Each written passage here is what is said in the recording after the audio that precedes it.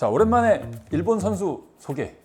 왜 이 선수가 여태 재현 채널에 소개가 되지 않았을까? 조금씩은 제가 이제 설명을 드린 적이 있었고, 작년에 전일본대회 우승도 했었죠. 현재 지금 현존하는 전 세계 최고의 슈퍼스타 호시코 케이타 선수에 대한 영상 시작해 보도록 하겠습니다. 네, 한국 내에서도 지금 팬이 많이 있고, 2021년도에 전일본 한번 우승한 후로부터 한국 유저들한테도 인기가 많고 관심이 많은 선수 중에 한 명이 되었습니다. 일본 내에서도 그렇고 한국에서도 그렇고 전 세계적으로도 가장 인기가 많고 주가가 높은 선수가 아닐까. 자, 이번 영상의 핵심 주제, 세계 챔피언 그리고 두 번의 일본 재패 호시코 케이타는 왜 강한 것인가 분석을 해보도록 하겠습니다. 1998년생으로 가고시마현 출신입니다. 가고시마의 시게토미 중학교를 거쳐서 일본 고교 검도 최강 명문 규슈 가쿠인 고등학교, 거의 일본 전역에서 탑급 그런 학교로 인정을 받고 있어요. 자, 그다음에 츠쿠바 대학교 체육 전문 학군으로 진학을 하였습니다. 그 다음에 도쿄 경시청 코스 자체가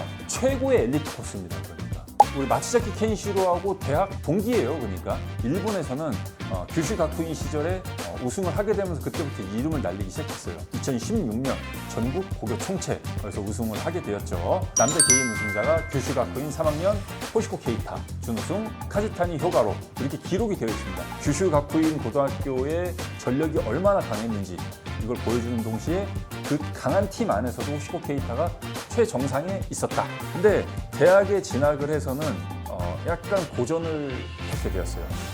전일본 학생 선수권 대회에서 1학년 때 3위, 2학년 때도 3위를 하게 되었습니다. 두 번 연속 3위예요. 원래 고등학교 챔피언이었던 선수가 두 번 연속 3위를 하게 되고, 검도시대 인터뷰 내용을 이제 보자면은 본인이 누구보다 많이 훈련한다는 자신이 있었답니다. 근데 왜 마지막 한 걸음을 넘지 못하는 거에 대해서 스스로 고민을 또 많이 했었다고 말을 하네요. 기술이나 컨디션보다는 어떤 정신적인 문제가 있었던 게 아니었나 생각을 하게 되었다고 합니다. 중요하게 봐야 될 거는 호시코 케이타 선수 같은 최정상의 선수도 자기 자신에게 이런 질문을 했다는 겁니다. 정말 이렇게 많이 훈련하고 열심히 훈련을 하는데 왜 마지막에 지게 되는 것인가? 자, 2019년 이제 츠쿠바 대학교 3학년 때 다시 전일본 학생 검도 선수권 대회에 출전하게 됩니다. 이번엔 드디어 우승을 하게 되었어요. 근데 이 대회에서도 재밌는 게 있습니다. 4강 중에 3명이 츠쿠바 대학교 선수였던 겁니다. 이제 호시코 케이타, 마치자키 켄시로, 시라토이 유야. 호시코 케이타 선수 이야기를 하게 되면 또 마치자키 켄시로 선수 이야기를 뺄 수가 없습니다. 두 선수는 동갑이고 고등학교 때부터 경쟁을 하게 되었어요.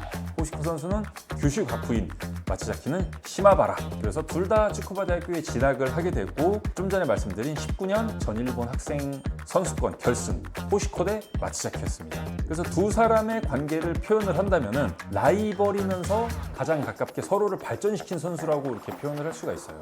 일본 최정상의 선수들 둘이 붙어 있게 되다 보니까 라이벌이 될 수도 있겠지만 서로 좋은 시너지 효과를 또 냈을 것 같다는 그런 생각이 들어요.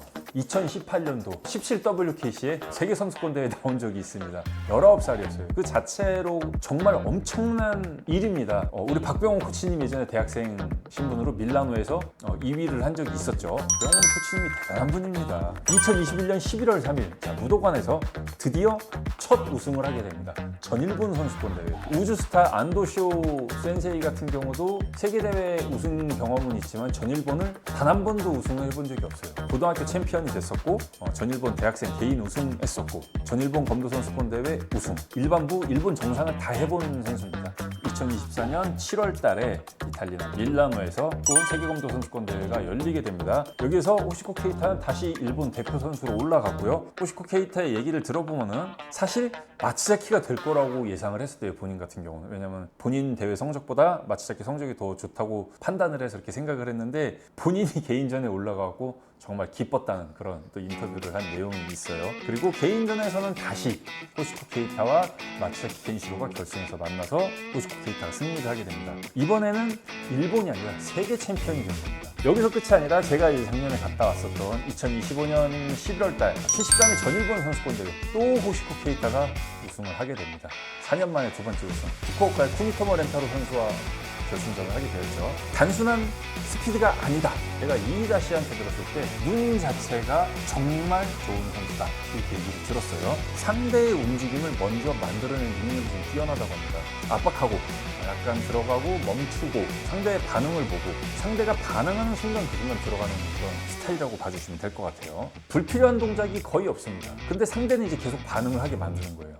호시코 케이타가 앞으로 10cm만 들어갔다고 가정했을 때 상대방은 그 10cm 때문에 머리가 혼란스러워지는 겁니다. 이제 마지막으로 집념이라는 단어입니다. 집념. 자, 여기 보이시죠? 자, 이거는 이제 자랑하려고 지금 꺼내놓은 건데 직접 받은 사인입니다. 그래서 사인을 보면 그냥 이름을 써놓은 게 아닙니다. 여기 보면 호시코 케이타 왼쪽에 써져 있고 집념이라고 써 있어요. 슈렌. 그다음에 오른쪽은 세연 상사 홍부장.